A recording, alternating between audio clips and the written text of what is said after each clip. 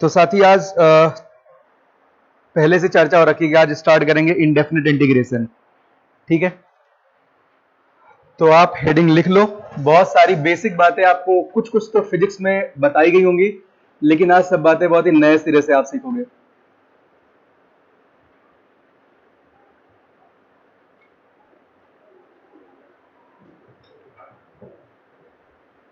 Indefinite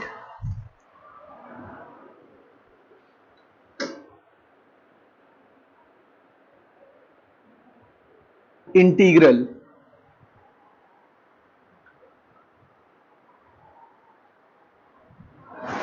आप bracket में एक और लाइन यहां लिखना, कई बार इसको हम ऐसे ही बोलते हैं एंटी डेरिवेटिव।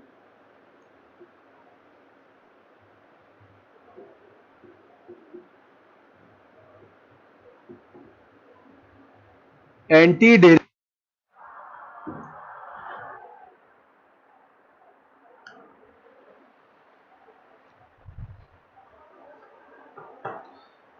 यानी अगर आपको डिफरेंशिएशन की बेसिक्स इंफॉर्मेशन आपके पास है तो आपको इंडेफिनिट में कहीं भी दिक्कत नहीं होने वाली है।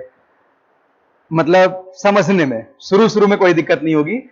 बाकी इस चैप्टर में अगर आप कहीं फंसते हो, आपको सारे फॉर्मूले याद है, तो इसका मतलब आप बेसिक रीअरेंजमेंट नहीं कर पा रहे हो। तो इस चैप्टर में आपका जो बेसिक एल्जेब्रा है बहुत ज्यादा टेस्ट होने वाले हैं। मतलब फॉर्मूले याद होते हुए कई बार हम क्यों फंस जाते हैं कि बड़े बड़े एक्सप्रेशंस को फॉर्मूले वाले फॉर्मेट में बदल नहीं पाते हैं और इस वजह से इंटीग्रेट नहीं कर पाते हैं। अभी आज शुरुआत में आपको ऐसी समस्या कहीं कहीं पे मिलेगी।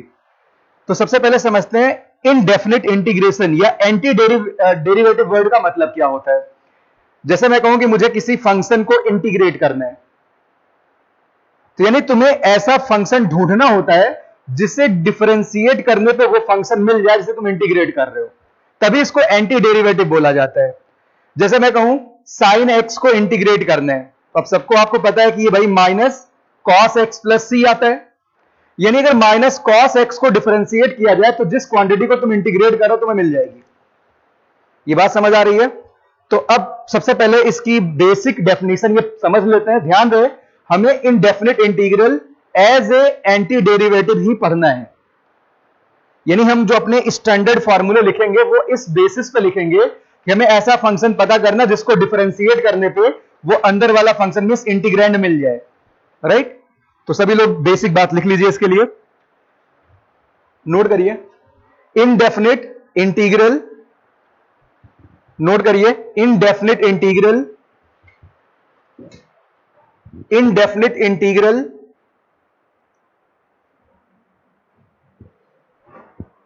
indefinite integral is process of finding antiderivative. Indefinite integral is process of finding antiderivatives. Indefinite integral is process of finding antiderivatives. Is process of finding antiderivatives.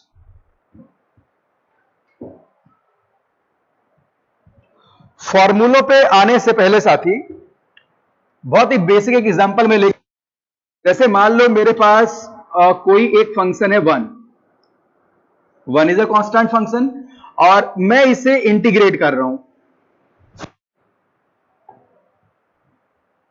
बाकी हमने एलिमेंट्री मैथ्स में सारी बेसिक बातें पढ़ी रखी, डीएक्स क्या होता है, इंटीग्रल क्या होता है, सब तो पता ही है। ठीक है, तो 1 इंटू डीएक्स ये अपने को इंटीग्रेट करना है। यानी तुम्हें ऐसा फंक्शन ढूंढना है जिसको डिफरेंशिएट करने पे 1 मिल जाए। अब भाई किस फंक्शन का डिफरेंशिएशन 1 होता है? एक्स का। बोला आप x को डिफरेंशिएट करो तो 1 मिलेगा। इनफैक्ट आप x प्लस 1 को डिफरेंशिएट करो तब भी क्या मिलेगा? x प्लस 2 को डिफरेंशिएट करो तब भी क्या मिलेगा? x प्लस 1000 को डिफरेंशिएट करो तब भी क्या मिलेगा? यानी यहां पे हमने एक आर्बिट्ररी कांस्टेंट लिख दिया c। यानी बेसिकली ये आर्बिट्ररी कांस्टेंट ये बतला रहा है कि ऐसा कोई यूनिक फंक्शन नहीं होता है जिसको डिफरेंशिएट करने पे 1 मिल रहा हो। कहने का मतलब अगर मैं राइट हैंड साइड को कुछ fx लिख लूं यानी F X equal to X plus C. तो बच्चे सी की वैल्यू अगर तुम 0 कंसीडर करते हो तो F X equal to X आ जाएगा।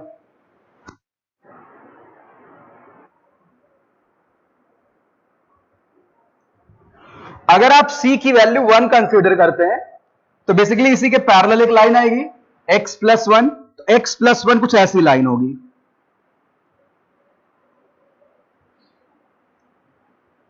ये कब की बात है? इस कर्व में हमने c की वैल्यू 1 ले रखी है। यहां पे बच्चे c की वैल्यू 0 थी। अगर मैं c की वैल्यू -1 लूं तो ये कर्व ऐसा कुछ दिखेगा। यानी यहां पे हमने c की वैल्यू क्या कंसीडर कर रखी? -1। यानी इस बार एफ एक्स बराबर क्या आ गया साथी? x -1। आप ये देख पा रहे हो जो इनडेफिनिट इंटीग्रल का आउटकम है that is family of parallel curve. क्या बतलाता है ये? Family of parallel curve. वो x भी हो सकता है, वो x प्लस 1 भी हो सकता है, वो x माइनस 1 भी हो सकता है, वो x माइनस 10 भी हो सकता है, वो x प्लस 10 भी हो सकता है, x माइनस 1000 भी हो सकता है, x प्लस 1000 भी हो सकता है, कुछ भी हो सकता है। मींस यूनिक नहीं होता है। कोई आपसे कहे किसी फंक्शन का इनडेफिनिट इंटीग्रल क्या यूनिक होता? आंसर होगा बिल्कुल नहीं। ये फैमिली ऑफ पैरेलल कर्व को रिप्रेजेंट करता है। ये फैमिली ऑफ पैरेलल कर्व किस वजह से आए? उस आर्बिट्रेरी कांस्टेंट की वजह से आए। किसकी वजह से आए? आर्बिट्रेरी कांस्टेंट की वजह से आए। ठीक है। अब सवाल यह उठता है जो हमने family of parallel word use किया, कर्व को हम पैरेलल कर्व बोलते हैं। पहले ये मैं समझा देता हूं, फिर बाकी बातें मैं नोट करवाऊंगा। देखो साथी, आपके पास दो कर्व हैं। मान लिया कोई ऐसा कर्व है और दूसरा कर्व मैंने कुछ यहीं पे प्लॉट कर लिया, ऐसा कुछ। अब मैं कहता हूं ये जो कर्व है एक F1 है और दूसरा F2 है। अगर F1 और F2 दोनों पैरेलल कर्व होंगे तो इसको मैथमेटिकली आप कैसे एक्सप्लेन करोगे? कोई बताना चाहेगा? अगर ये दोनों पैरेलल कर्व हैं, यानी F1 जो भी कर्व है बच्चे ये F2 के पैरेलल है, तो इसको मैथमेटिकली आप कैसे एक्सप्लेन करोगे?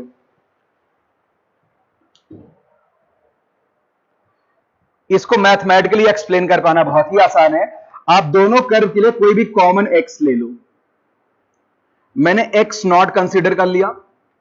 ये पॉइंट मेरे बच्चे a है और ये वाला पॉइंट सपोज b है। a के करस्पॉन्डिंग आप कोऑर्डिनेट लिख लो तो x nought comma f1 x nought आ जाएगा। b के करस्पॉन्डिंग आप कोऑर्डिनेट लिख लो तो x nought comma f2 x not हो जाएगा। अब बच्चे a और b पे अगर आप टेंजेंट का स्लोप निकालते हो, ध्यान दो, सेम x के लिए दोनों कर्व पे अगर आप टेंजेंट का स्लोप निकालते हो तो टेंजेंट के स्लोप सेम होने चाहिए।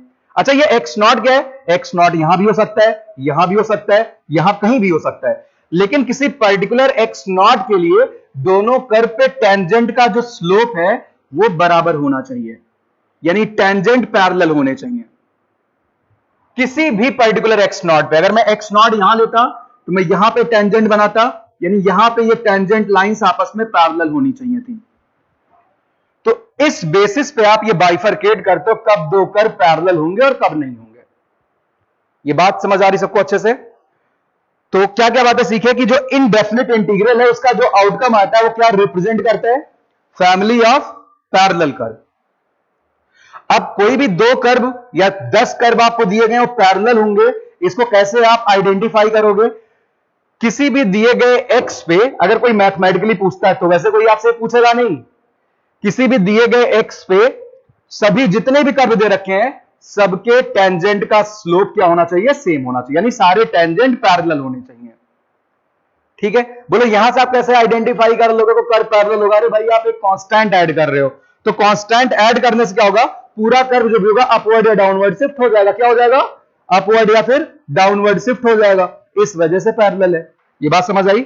तो चलिए नोट बना के अगला पॉइंट आप लिखिए, साथ साथ लिखना है। आप लिखिए यहां पे ज्योमेट्रिकल सिग्निफिकेंस, आप हेडिंग लिखिए geometrical significance of indefinite integral. Geometrical significance of indefinite integral.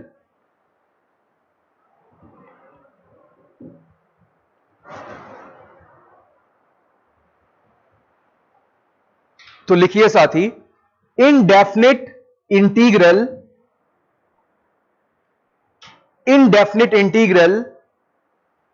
gives family of parallel curve,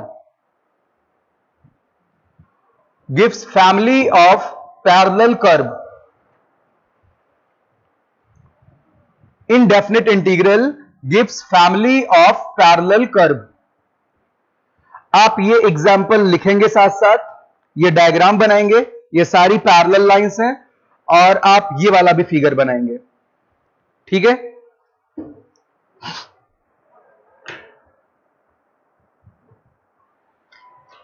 Sunil, कहीं कोई दिक्कत तो नहीं है?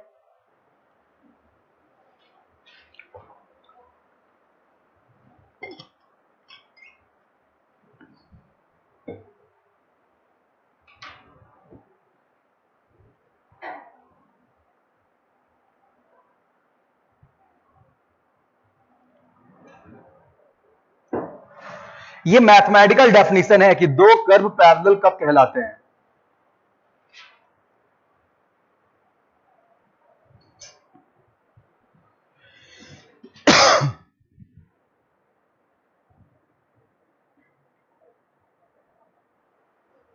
तो ध्यान रहे, आपको कुछ स्टार्टिंग में लग सकता है कि आप बहुत सारी इंफॉर्मेशन कैप्चर करके चल रहे हैं, याद रख के चल रहे हैं, बट हमारा एजेंडा यही है, हम एंटी डेरिवेटिव्स कुछ स्टैंडर्ड पहचान के रखें और उन्हीं के बेसिस पे हमें एलजेब्रा करनी है, ठीक है।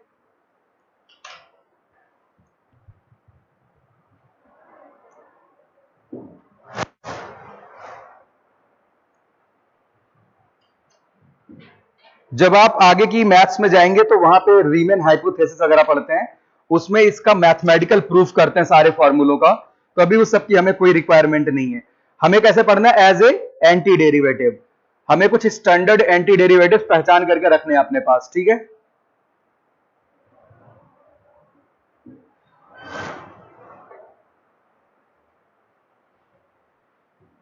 इसमें बच्चे बहुत एंजॉय करते हैं, मतलब क्योंकि इसमें कैलकुलेशंस काफी अच्छी अच्छी कैलकुलेशन देखने को मिलती हैं।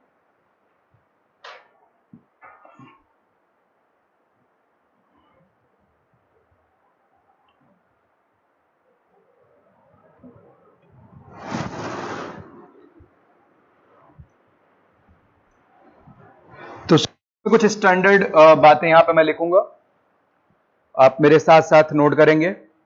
क्वेश्चंस 15-20 फॉर्मूले लिखने के बाद फिर शुरू करेंगे, ठीक है। तो यहां पे कुछ की पहचान करते हैं। साथ ही अगर मुझे x raise to the power n को इंटीग्रेट करना है,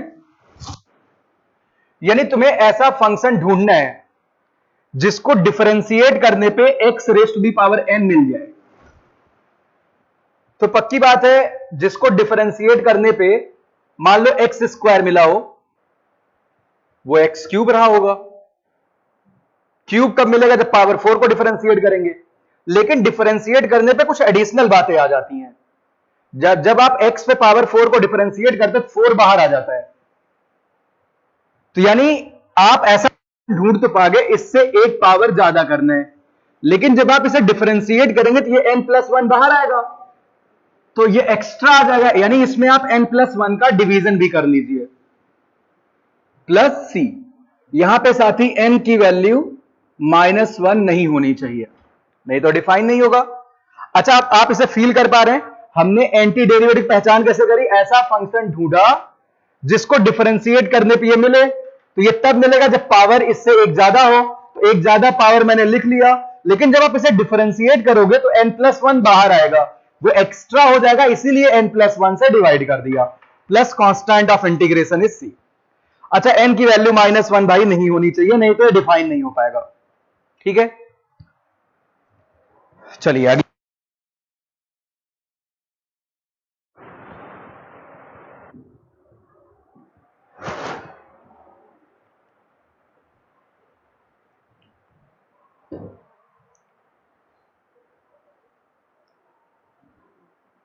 इसी फार्मूले को थोड़ा एक्सटेंड कर लेते हैं दूसरे पे चलने से पहले।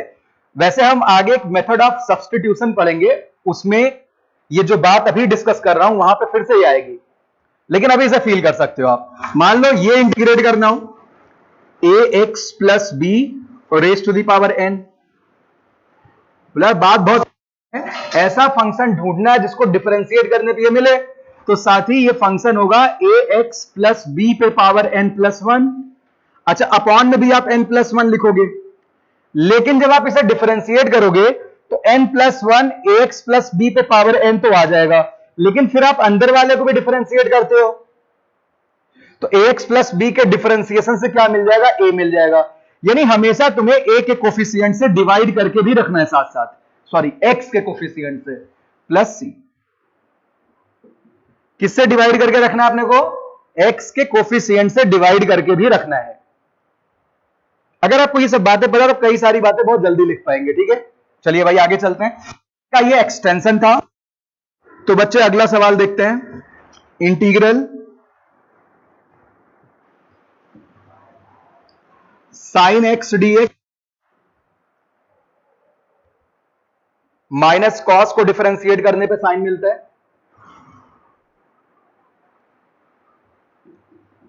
Plus constant of integration is सी।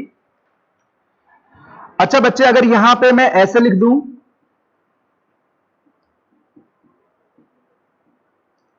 तो पता चल गया कि minus cos x plus b तो होगा, लेकिन एक्स प्लस बी का जो डिफरेंशिएशन है वो एक एडिशनल ए दे रहा है। क्या दे रहा है, एक एडिशनल ए दे रहा है, यानी ए से डिवाइड भी करके चलना पड़ेगा। भाई किसी साथी को कंफ्यूजन तो नहीं हो रहा है? Minus cos A x plus b upon मेरे बच्चे यहां पे ए आएगा प्लस सी।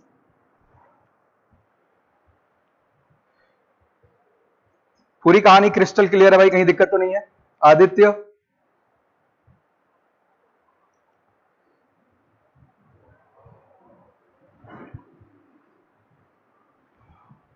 अगली बात लिखते हैं साथी। तो भाई स्टार्टिंग में रिस्पांस अच्छा है आप लोगों का, इसका मतलब आगे दिक्कत नहीं होने वाली। फिर कॉस एक्स डी एक्स, आपको याद है ना डिस्कशन डे कब रखा हुआ है? तो कॉस एक्स डी एक्स यानी इसका एंटी डेरिवेटिव होगा साइन एक्स प्लस सी। अगर साथी इसी का मैं एक्सटेंशन लिखूं, यानी कॉस में ए एक्स प्लस बी लिख दे रहा हूं, आप ये समझ गए कि जो इंटीग्रल का आउटकम है वो एक्स के कोफिशिएंट से अफेक्टेड हो रहे हैं, राइट? तो यहां पे आएगा साथी sign a x plus B, division में आएगा मेरे बच्चे ए प्लस कांस्टेंट ऑफ इंटीग्रेशन सी। ठीक है भाई,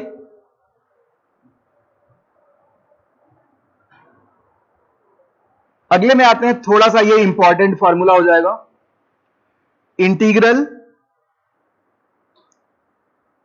tan x dx।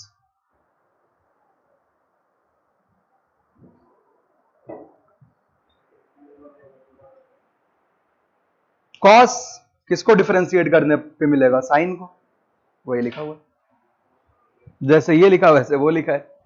वहां पे क्या cos A x plus B है, तो क्या होगा sign a x plus B और एक्स के कोफिशिएंट से डिवीजन कर दो। अरे बाबा, जब उसे डिफरेंशिएट करोगे तो कॉस तो आएगा, पर ए एक्स प्लस बी से ए भी आ जाएगा, कट जाएगा। यहां तक दिक्कत तो नहीं हो रही ना?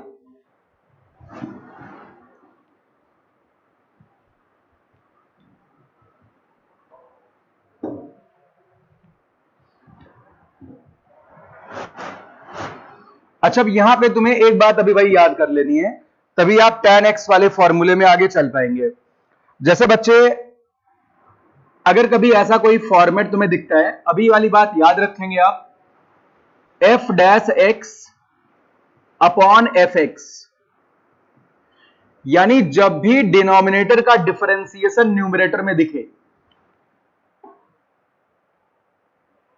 जब भी डिनोमिनेटर का डिफरेंशिएशन न्यूमरेटर में दिखे, ऐसे फंक्शन का जो एंटी डेरिवेटिव होगा that will be ln magnitude. वैसे मॉड इसलिए लगा रहे हैं ताकि लॉग डिफाइन हो, तो आप ऐसे मान के चलेंगे कि अंदर वाली क्वांटिटी पॉजिटिव है। ठीक है, मॉड में नहीं लिख रहा हूं, प्लस सी।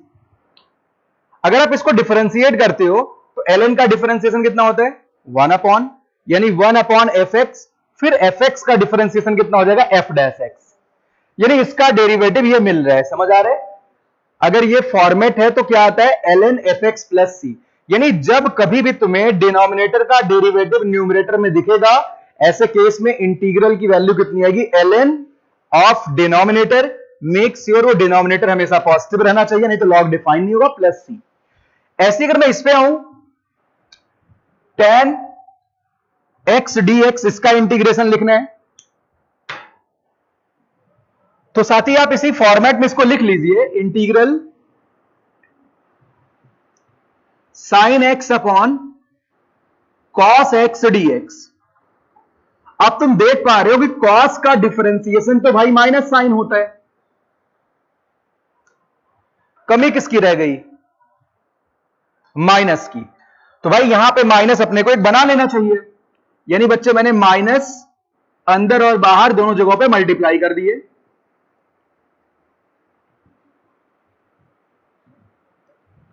अब आप देख पा रहे हैं डिनोमिनेटर का डिफरेंशिएशन न्यूमरेटर में दिख रहा है, तो यानी इस पूरे का जो इंटीग्रेशन है वो क्या होगा, ln modulus cos x, minus बाहर लगा हुआ है, minus ln modulus cos x. इसको पॉजिटिव बनाने के लिए लिख लिया मैंने, यहां आप मॉड लगा लीजिए, नहीं गलती कर जाएंगे कभी कभार, प्लस सी। कोई दिक्कत तो नहीं है। अच्छा, कुछ किताब वाले इस फॉर्मूले को और बढ़िया अरेंज करके लिखते हैं, ये माइनस भाई आप लॉग के अंदर भेज दीजिए, तो यहां आएगा बच्चे ln मॉड्यूलस कॉस एक्स पे पावर -1 प्लस सी, यानी ln 1 upon modulus cos x.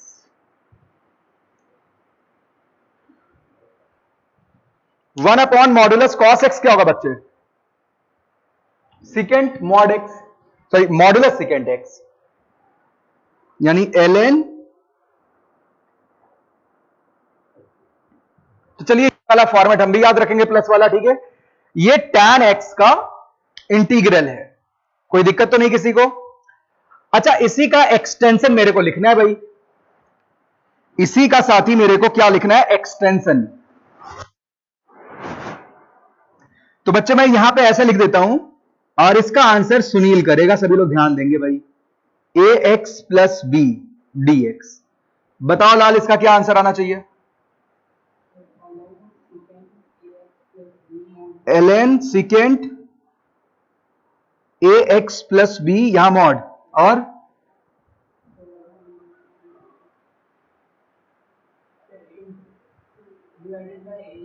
बिल्कुल डिवाइडेड बाई a, यानी x के कोफिशिएंट से डिवीजन करना कंपलसरी है। ये बात सबको समझ आ रही है, क्योंकि जब आप इसको डिफरेंशिएट करेंगे तो सारी बात मिल जाएगी, ax प्लस बी से आपको एक एडिशनल a बाहर मल्टीप्लाई मिल जाएगा, इसीलिए डिवाइड करके चल रहे हैं। सारे केस में एक ही बात चल रही है, प्लस। बढ़िया भाई, तो ये इसका फॉर्मूला हो गया।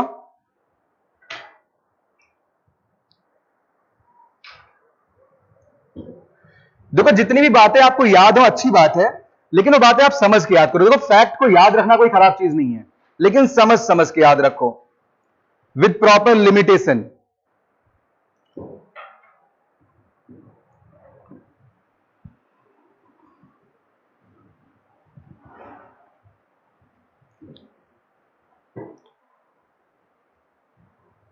अब साथी इसी तरीके से मैं आगे चलता हूं, नेक्स्ट फॉर्मूला अपने लिए इंटीग्रल, चलो यहां मैं ऐसे लिख देता हूं, आप लोग समझ पाओगे, cot ax plus b dx। cot का मतलब क्या है, cos अपॉन, ठीक है, यानी integral cos ax plus b upon sine ax plus B.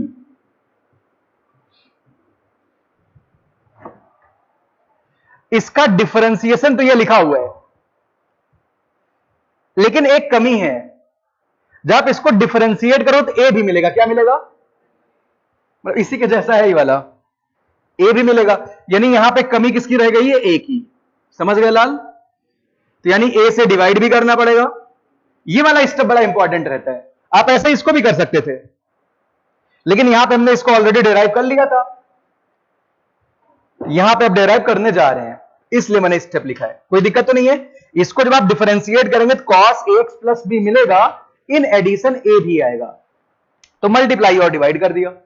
अब देखो बच्चे, इसी का डिफरेंशिएशन यहां लिखा हुआ है, यानी ये हो जाएगा 1 divided by a ln modulus sine a x plus b plus constant of integration is c. कोई दिक्कत तो नहीं साथी? चलिए भाई आगे चलते हैं। इसके बाद आप फटाफट नोट करते रहो भाई।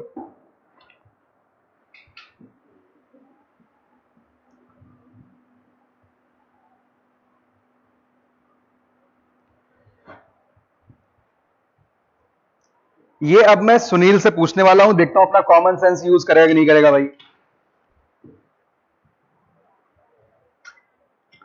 सोच के बताओ ए पे पावर एक्स का क्या होगा।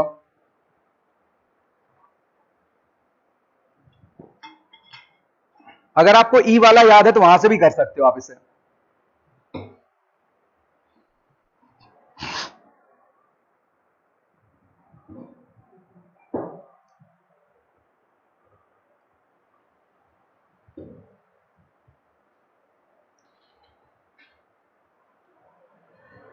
अच्छा, ये पता है कि जब आप ए पे पावर एक्स को डिफरेंशिएट करते थे, मैं ये बात एक बार लिख देता हूं क्योंकि ये वाली बात फिजिक्स के पर्पज से कम यूज करी जाती है।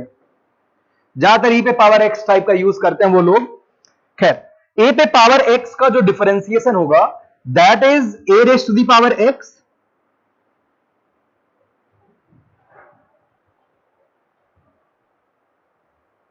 ठीक है, यहां तक पूरी कहानी समझ आ रही है।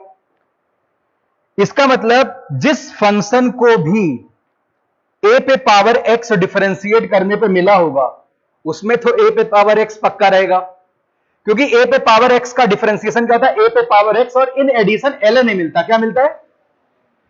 यानी साथी इसका जो एंटी डेरिवेटिव होगा अपॉन एल एन ए होना चाहिए। कोई दिक्कत तो नहीं है भाई? जब आप इसको डिफरेंशिएट करोगे तो ए पे power x l n a आएगा और ये एल एन ए कट जाएगा, आपको अंदर वाला फंक्शन मिल जाएगा। ठीक है लाल, कोई दिक्कत तो नहीं है?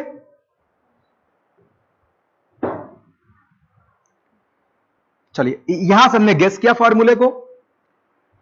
दो चार बार भी प्रैक्टिस हम करेंगे तो बहुत बढ़िया से रिजल्ट हमें याद हो जाएंगे।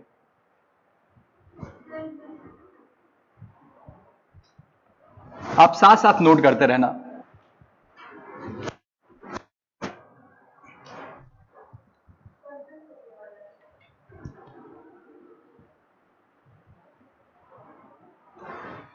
अच्छा, अब यहां पे इसी फॉर्मूले को मैं एक्सटेंड कर रहा हूं, दीक्षांत से पूछता हूं, देखता हूं क्या आंसर करता भाई। अब बताओ साथी, ए पे power P x plus Q लिखा हुआ है।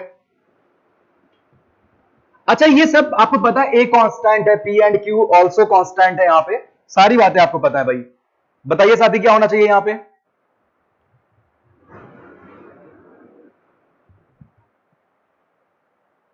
चलो आप मामला खत्म करो।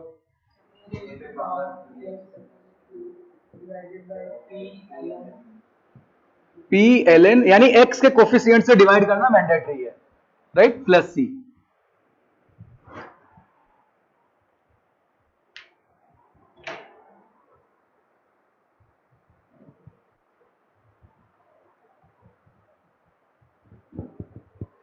तो अब ई पे पावर एक्स लिखने की जरूरत है नहीं, बट मैं लिख देता हूं, नहीं तो बोलोगे कि मास्टर ने कल्टी मार ली यहां से।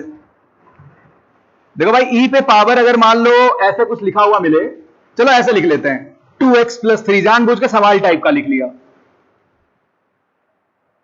तो ध्यान दीजिए आप, यहां पे क्या आता?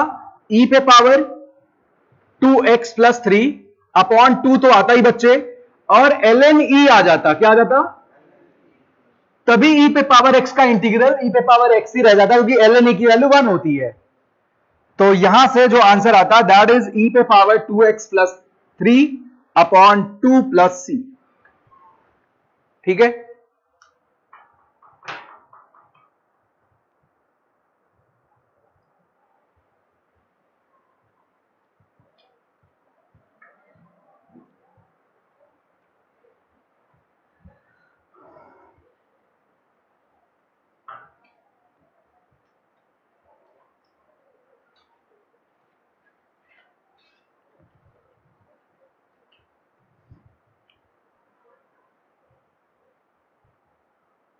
चलिए आगे चलते हैं। नेक्स्ट,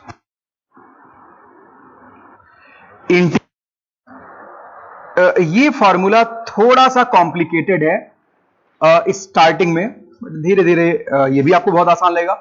सिकेंड एक्स, मैंने यहां स्पेस छोड़ रखा है, कुछ रीजन है। इसका इंटीग्रल क्या होगा ये हमें पता करना है। तो देखो यहां का जो फर्स्ट स्टेप है ज्यादा कॉम्प्लिकेटेड है। वैसे तो आप सेकंड को इंटीग्रेट नहीं कर पाओगे, लेकिन अगर मैं एक काम यहां कर दूं, बहुत छोटा सा जुगाड़ है, देसी जुगाड़। Secant x plus tangent x upon secant x plus tangent x. बच्चे ऊपर नीचे इसे मल्टीप्लाई करने का फायदा यह मिला कि जब आप इसको डिफरेंशिएट करते हो तो सिकेंड का डिफरेंशिएशन कितना होता है, सिकेंड इंटू टेंजेंट, और टैन का कितना होता है, सिकेंड स्क्वायर एक्स। ये न्यूमरेटर में वही तो लिखा हुआ है, मल्टीप्लाई करो secant square x plus secant x into tangent x. तो ये जो मैंने ग्रीन से लिखा हुआ है, इसी की वजह से आप डिनोमिनेटर का डेरिवेटिव न्यूमरेटर में बना पाए। तो यानी यहां पे हमने क्या किया, रीअरेंजमेंट, अपनी तरफ से कुछ चीज इंट्रोड्यूस करी ताकि ये इंटीग्रेशन के स्टैंडर्ड फॉर्मेट में चला जाए। यही वाला पार्ट यहां पे कई बार टफ हो जाता है इस चैप्टर में ही। ठीक है, तो चलिए भाई यहां पे लिखते हैं, यानी बच्चे इसका जो फाइनल आउटकम होगा that is ln secant x plus, अच्छा इसको मैं जल्दी से सिंप्लीफाई करके लिख दूं, इसको किसी और फॉर्म में मैं लिख देता हूं फटाफट सिंप्लीफाई करके। देखना है कौन साथी यहां मॉड जरूर लगा लो, कौन साथी यहां पे बहुत जल्दी पहुंच सकते हैं भाई। कई बार मोर देन वन चॉइस के प्रॉब्लम में, क्योंकि मोर देन वन चॉइस का मतलब क्या है कि भाई how to eliminate the options, आप ऑप्शंस एलिमिनेट कैसे कर रहे हो। तो देखो मोर देन वन चॉइस वाले बहुत चालाकी करते हैं, ये ना लिखे कुछ और लिख के चलेंगे वो। तो देखिए यहां पे मॉड्यूलस मैं ऐसे लिख देता हूं, tan pi by 4 minus minus या प्लस प्लस एक्स। ये बताओ भाई क्या ऐसा भी हो सकता है? ये इतनी बड़ी बात बहुत जल्दी लिख दी। यहां पे x बाई 2 होगा, देखो कैसे लिखा, कॉस, इसको कॉस में बदल लो, सिकेंड को तो 1 बाई कॉस होगा, tan का मतलब साइन अपॉन कॉस हो जाएगा। ठीक है, अच्छा 1 प्लस साइन अपॉन कॉस लिखा हुआ है, 1 plus sine upon cos, sine को मैंने लिख लिया 2 sine x by 2 cos x by 2, कोई दिक्कत तो नहीं है, 2 sine x by 2 cos x by 2। अच्छा 1 को क्या लिख लिया, sine square x by 2 plus cos square x by 2। भाई ये स्टेप मैं लिखूंगा नहीं, sine square x by 2 plus cos square x by 2, यानी न्यूमरेटर में क्या लिखा हुआ है, sign x by 2 plus cos x by 2 का होल स्क्वायर। अच्छा डिनोमिनेटर में कॉस एक्स है, उसका क्या मतलब है, cos square x by 2 minus sign square x by 2, cos square x by 2 minus sign square x by 2, cos square theta minus sine square theta cos 2 theta होता है। तो यानी अगर डिनोमिनेटर को फैक्टराइज करते हो तो cos x by 2 plus sign x by 2 into cos x by 2 minus, अच्छा ऊपर नीचे cos x by 2 plus sign x by 2 का एक फैक्टर तो कैंसिल हो गया, अब ऊपर क्या बचा रह गया, cos x by 2 plus sign x by 2, नीचे क्या है cos x by 2 minus sign x by 2, ऊपर नीचे cos x बाई 2 से डिवीजन कर दो, क्या गया 1 प्लस tan x बाई 2, नीचे क्या गया 1 माइनस, सभी साथी समझ रहे हैं, बढ़िया कोई दिक्कत तो नहीं है, 1 plus tan x by 2 upon 1 minus tan x by 2। अच्छा अब 1 को क्या लिख लिया, tan पाई बाई 4, नीचे 1 माइनस tan x बाई 2 है, वहां भी इंटू tan पाई बाई 4 कर दिया, क्या बन गया tan a plus tan b upon 1 minus tan a tan b, यानी tan pi by 4 plus x by 2। तो ये भी रहता है, कोई दिक्कत तो नहीं साथी।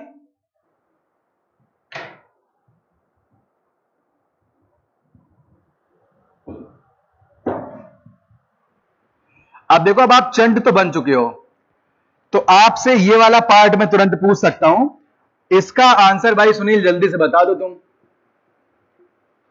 Integral secant A x plus B D X, बताओ लाल ये कितना आएगा, tan के फॉर्म में तुरंत बताओ,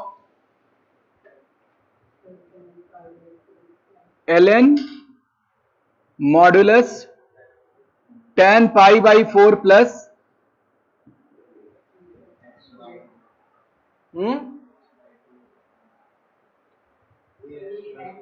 हाँ, a x plus b by two, बढ़िया।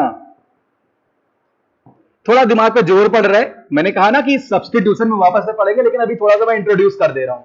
अच्छा, अभी ये गलती है इसमें। हाँ भाई, डिवाइडेड बाई ए भी आएगा, 1 बाई ए भी आप यहां लिख लीजिए, बढ़िया। अब सीधे अगर आपको ये इंफॉर्मेशन पता है तो कितनी जल्दी इसको लिख पाए। तो कुछ बातें भाई हमें याद भी रखनी चाहिए।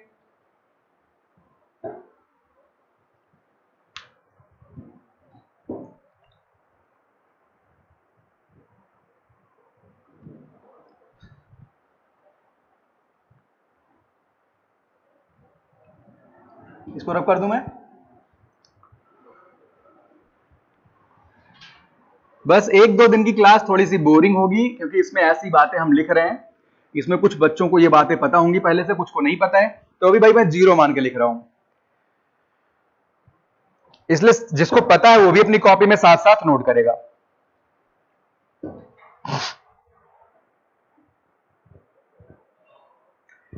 अच्छा, इसके बाद हम चलते हैं तरफ। तो बेटा यहां पे कोसेक एक्स डीएक्स अपने को इंटीग्रेट करने हैं। फिर से फॉर्मेट नहीं बन पा रहे तो बना लेते हैं भाई फॉर्मेट का। क्या ही करना, अपने को बहुत ही कम समय लगेगा। तो देखो साथी, यहां पे कोसेक एक्स है, यहां पे डीएक्स। देखो यहां पे cosec x plus cot x से ऊपर नीचे मल्टीप्लाई में कर देता हूं। अच्छा, कोसेक का डिफरेंशिएशन कितना होता है? माइनस कोसेक इंटू कॉट, और कॉट का माइनस कोसेक स्क्वायर एक्स। तो यहां पे तो cosec square x plus cosec into cot मिल रहे हैं, वो मिला ही नहीं, किसकी कमी है? माइनस की। तो भाई माइनस की कमी तो यहां से हम पूरी कर सकते हैं,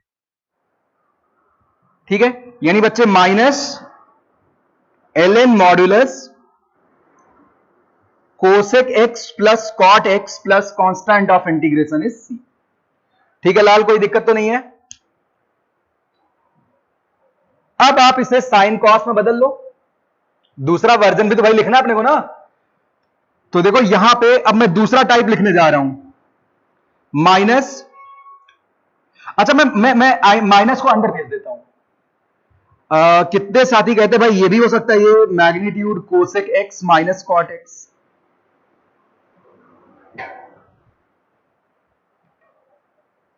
भाई ये माइनस अंदर जाएगा तो इस पूरे पे माइनस पावर चला जाएगा, यानी 1 अपॉन कोसेक प्लस कॉट बन जाएगा।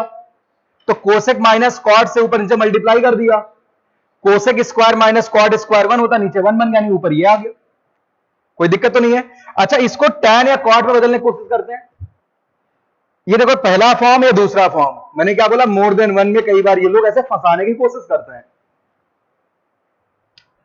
इसको आप साइन कॉस में बदलो, तो 1 माइनस कॉस अपॉन साइन लिखा हुआ है। 1 माइनस कॉस अपॉन साइन की तो मैंने खूब चर्चा कर रखी है ट्रिग्नोमेट्री में। 1 माइनस कॉस अपॉन साइन क्या होता है? Cot theta by 2। 1 minus cos theta upon sine theta कितना होता है? कॉट थीटा बाई कैस या टेन थीटा बाई 2। मैंने पाप कर दिया यार, बताओ बताओ सभी लोग। 1 माइनस कॉस अपॉन साइन, मैं किसी और दुनिया में था इसलिए गलत बोल गया।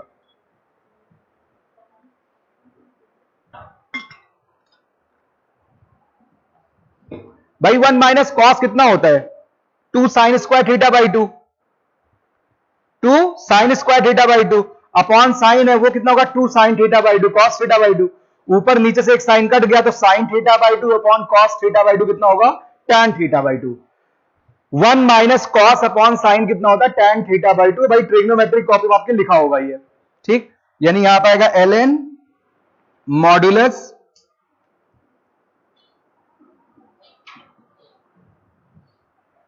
अच्छा, इसका एक्सटेंडेड वर्जन में यहां लिख देता हूं, और इसका आंसर करेगा आदित्य या अंकित कर देगा। छोड़ो, आज ये खुश दिख रहा है बहुत। बताओ भाई अंकित, इसका क्या आंसर होगा? ln mod tan ax plus b by 2 होगा ना, प्लस 1 बाई ए इसी में आएगा। बाकियों में भी आप ऐसे पुट कर सकते थे, ठीक है।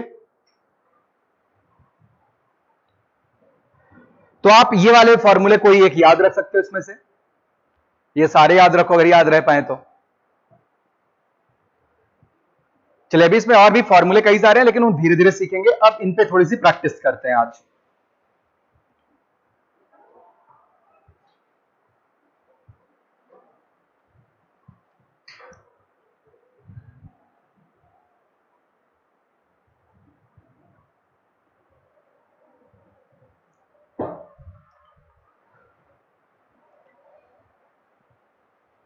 तो यहां पे कुछ बेसिक बातें पहले और सीख लेते हैं,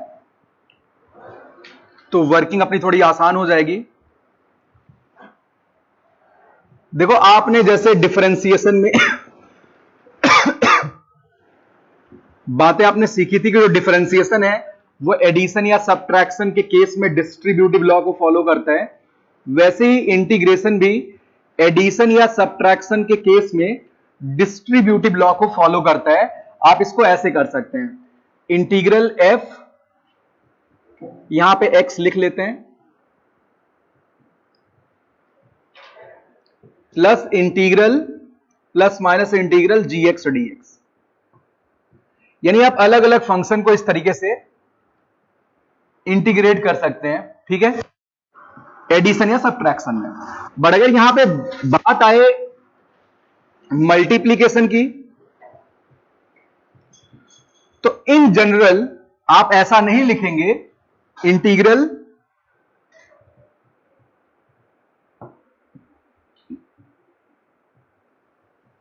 भाई शुरू में कुछ नादान साथी ये वाली गलती कर जाते हैं, कुछ करते हैं, ये भी यूज करने लगते हैं अपनी मर्जी से।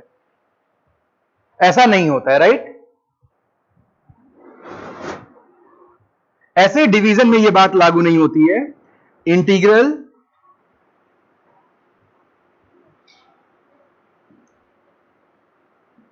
आप यहां भी डिस्ट्रीब्यूट नहीं कर सकते हैं, you can not right in this way F x d x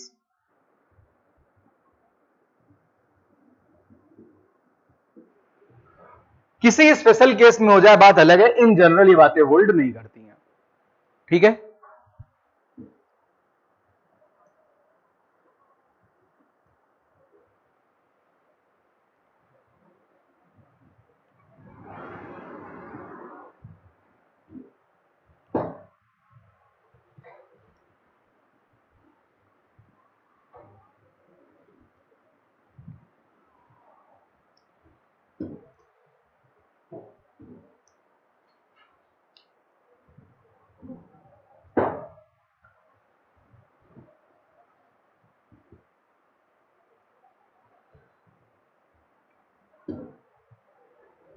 तो आप अपनी कॉपी में हेडिंग लिख लीजिए। यहां पे हम कई सारे देखो, इन जनरल मैं पहले बता देता हूं, जब भी हम इंटीग्रेशन के सवाल देखेंगे तो सबसे पहले उसे फॉर्मूले वाले फॉर्मेट में बदलना ही हमारा उद्देश्य रहेगा। अच्छा, किसी भी कॉम्प्लिकेटेड एक्सप्रेशन को आप जब सिंपलेस्ट वर्जन में ले आते हो तो आप क्या करते हो, किसी कठिन वाले फॉर्मेट को आसान वाले फॉर्मेट में ट्रांसफॉर्म करते हो। क्या करते हो? ट्रांसफॉर्म करते हो। तो कुछ किताबों में इसका नाम लिखा होता है मेथड ऑफ ट्रांसफॉर्मेशन। मैं आपसे आज बताऊं, अगर आप ट्रांसफॉर्म करने वाली एबिलिटी बड़ी स्ट्रांग कर लेते हो, यानी रीअरेंजमेंट करना बहुत बढ़िया से सीख लेते हो इस चैप्टर में, तो आप इंटीग्रेशन के राजा हो।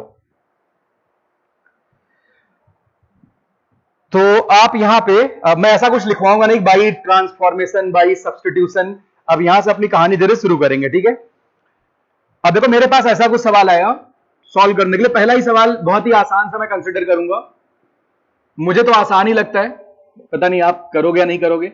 एक्स पे power 4 plus x square plus 1 upon x square minus x plus 1 dx। चिंता मत करो, जो पहले पढ़ भी चुके हो उनको भी यहां बहुत मजा आने वाला, क्योंकि उनसे होगा नहीं सारा सवाल।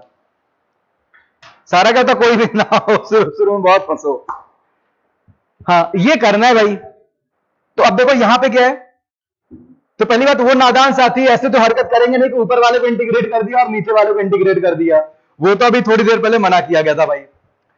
तो पहले इसको क्या करेंगे, सिंपलेस्ट फॉर्म में बदलेंगे। तो कैसे बदला जाए, देखो ये न्यूमरेटर जो भी है इसको आप बहुत आसानी से फैक्टराइज कर सकते हो साथी। न्यूमरेटर में आप एक एक्स स्क्वायर ऐड कर दो और एक्स स्क्वायर मेरे बच्चे सब्ट्रैक्ट कर दो।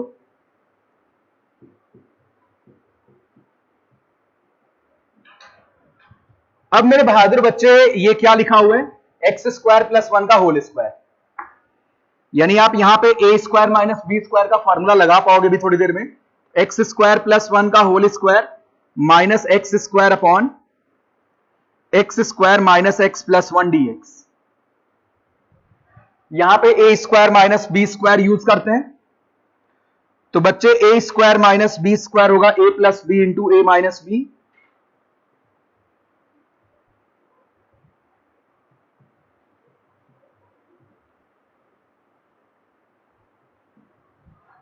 अब तुम्हें ये इंटीग्रेट करना है, ये तो बहुत आसान सी बात हो गई भाई। यानी हमने इस कॉम्प्लिकेटेड फॉर्मेट को एक आसान से फॉर्मेट में ट्रांसफॉर्म कर लिया, ठीक है। तो अब इसको आप बहुत प्यार से इंटीग्रेट कर पाओगे।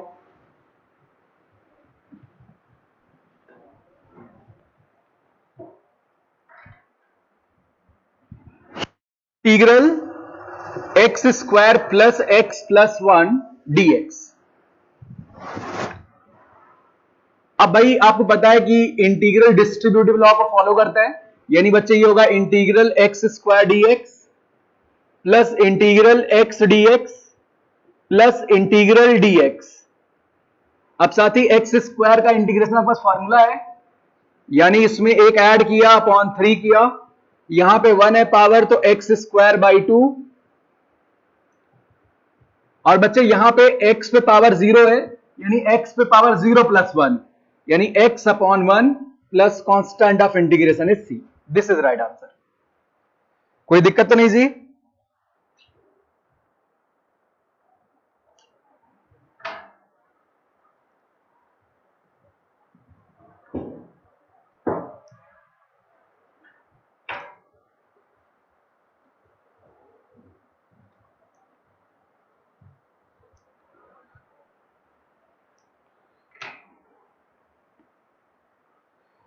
अब समीर भाई ये पढ़ाएं और कोई खतरनाक सवाल ना दे, कैसे हो सकता है?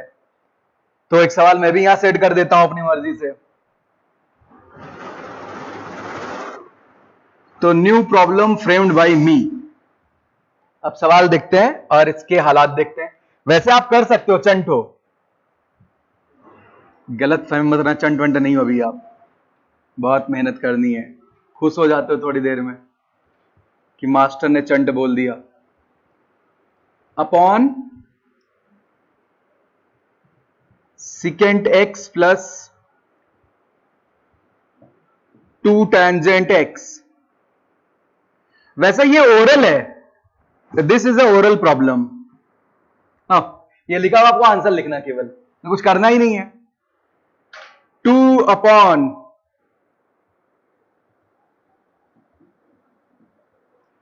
सोच रहोगे तो मास्टर ने बैठाए रखा है इतनी देर तक और वापस ऐसा करा गला सुखा सुखा के मारेगा। प्लस यहां पे क्या होने वाला है इसके बाद, 1 अपॉन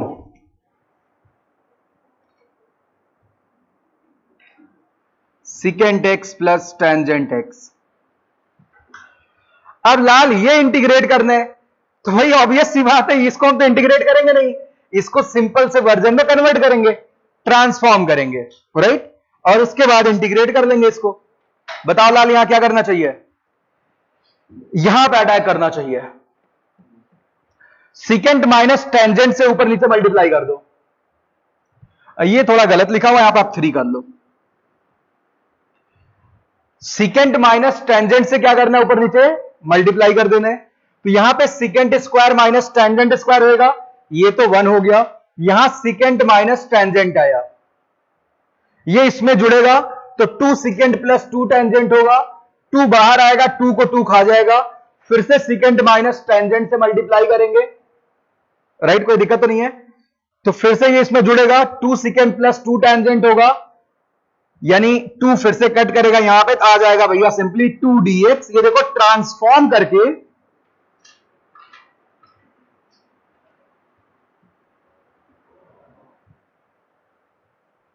अच्छा, अब ये बहुत आसान सवाल हो चुका है। आप कई तरीके से आंसर कर सकते हैं, लेकिन मैं बहुत सिंपल अप्रोच यहां यूज करना प्रेफर करूंगा।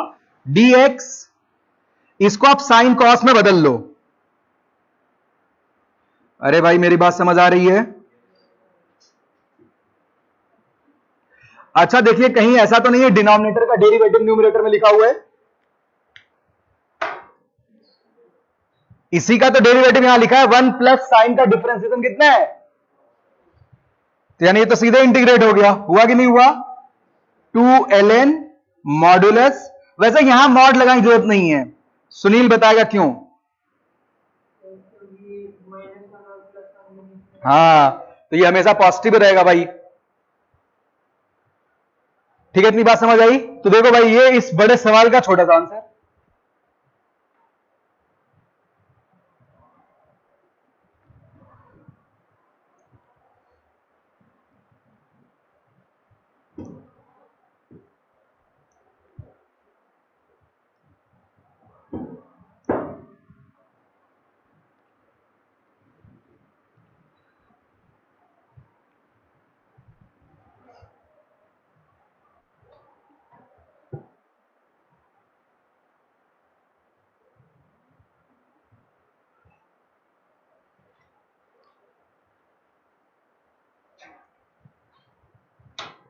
किसी का भाई कोई डाउट हो तो पूछ सकता है।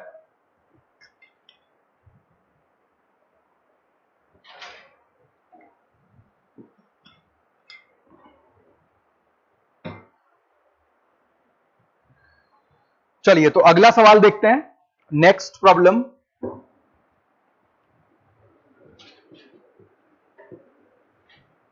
तो भाई अगला प्रॉब्लम कुछ ऐसा है, integral x raise to the power,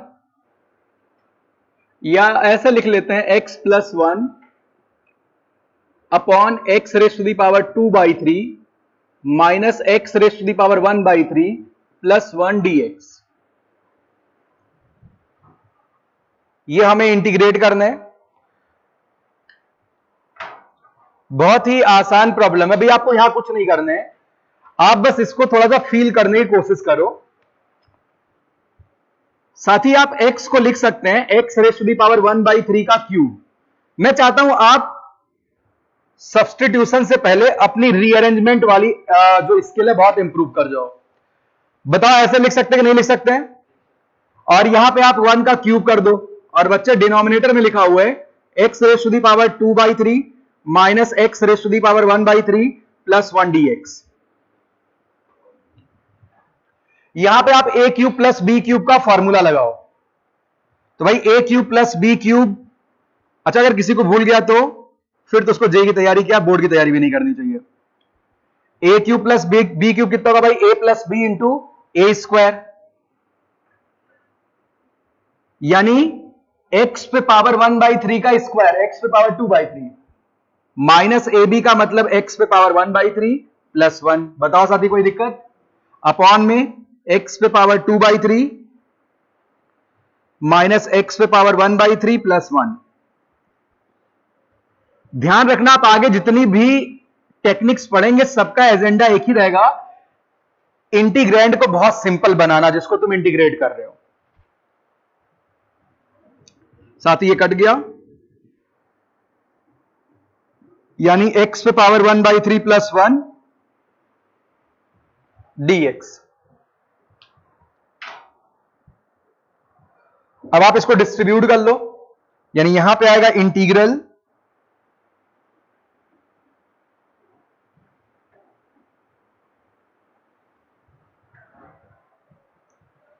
बच्चे, यहां तक कोई दिक्कत तो नहीं है?